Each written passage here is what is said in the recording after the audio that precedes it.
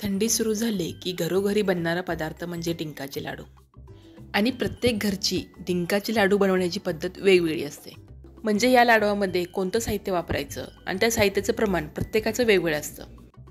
तर आज माझ्या पद्धतीने डिंकाचे लाडू बनवू. तर सगळ्यात पहिल्यांदा मी कोरडे जिन्नस जे आहेत ते भाजून घेणार आहे. त्यासाठी मी कढई गरम करून घेतली आणि त्यामध्ये 1 चमचा मेथी भाजून घेतली. आता ही मेथी जास्त वेळ भाजायची नाही, फक्त ती गरम करून घ्यायची, कारण जास्त वेळ भाजली तर ती कडवट लागते.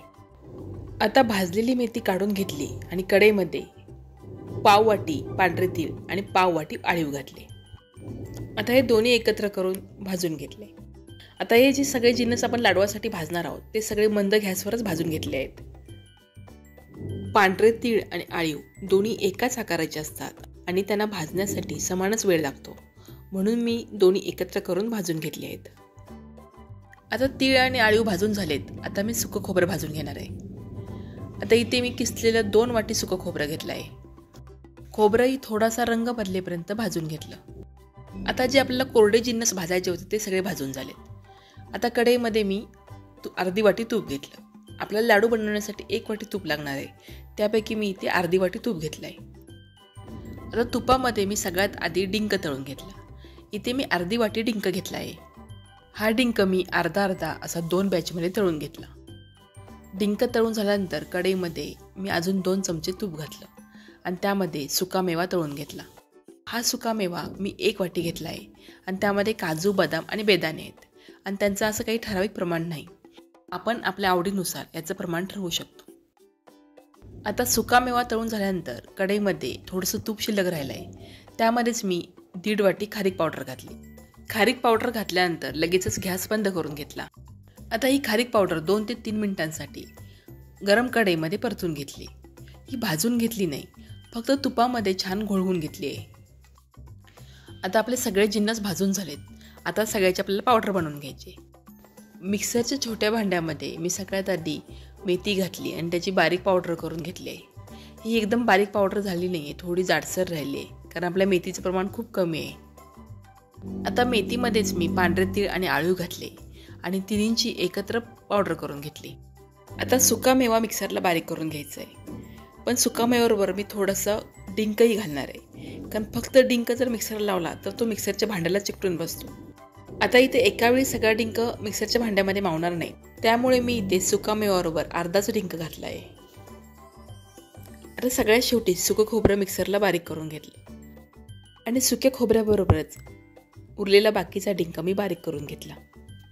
आता आपण लाडू बनवण्यासाठी जे साहित्य घेतलं होतं ते सगळे भाजून त्याची पावडर बनवून झाली आहे. आता ते सगळे एकत्र करून घेऊ. सुकामेवा आणि डिंक पावडर, खोबरं आणि डिंक पावडर, पांढरे तीळ, आळीव आणि मेथी पावडर आणि खारीक पावडर. आता हे सगळं साहित्य छान एकत्र मिसळून घेतलं. आता हे लाडू बनवण्यासाठी मी 1 वाटी तूप घेतलं होतं, त्यामधलं अर्धी वाटीपेक्षा थोडंसं कमी तूप शिल्लक आहे. ते सगळंच तूप मी कढईमध्ये घेतलं आणि तूप गरम झाल्यानंतर त्यामध्ये मी 1.5 वाटी गूळ घातला. हा गूळ मी बारीक फोडून घेतलेला आहे. आता हा गूळ मी 3 ते 4 मिनिटांसाठी मंद गॅसवर परतून घेतला. याचा पाक बनवला नाही, फक्त तो छान वितळून घेतला. गूळ फोडून घेण्याऐवजी जर गुळाची पावडर घेतली तर ती वितळण्यासाठी जास्त वेळ लागत नाही. आता गूळ छान वितळल्यावर त्यामध्ये मी 1 चमचा सुंठ पावडर घातली आणि गुळाच्या मिश्रणामध्ये ही सुंठ पावडर मिसळून घेतली. आता हे गुळाचं मिश्रण तयार झालं आहे.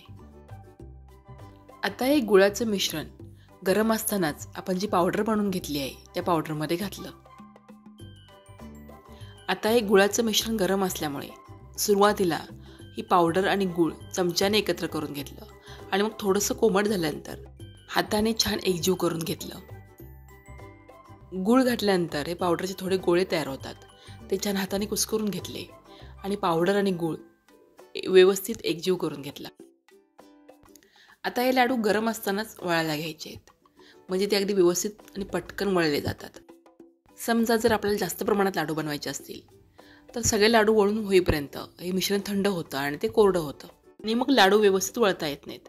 त्यावेळी कोरडं झालेलं मिश्रण मिक्सरमधून फक्त एकदा फिरवून घ्यायचं, म्हणजे ते मिश्रण थोडं मऊ होतं आणि त्याचे लाडू वळता येतात. मी जे साहित्य घेतलं आहे त्यामध्ये मध्यम आकाराचे 36 लाडू तयार झाले आहेत. डिंकाचे लाडू बनवण्याची माझी पद्धत तुम्हाला कशी वाटली कमेंट करून नक्की सांगा. व्हिडिओला लाईक आणि शेअर करा.